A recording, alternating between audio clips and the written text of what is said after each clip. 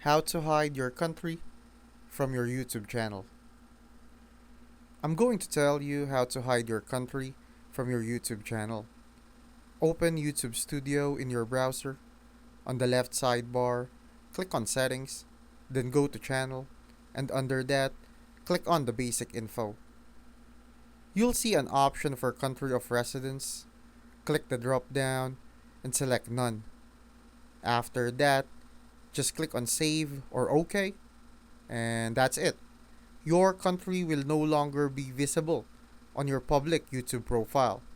This doesn't change how your videos are shown or recommended. It just hides your countries from viewers who check your channel details. If you're managing content from multiple regions, or you just prefer keeping your profile cleaner, this is small but useful.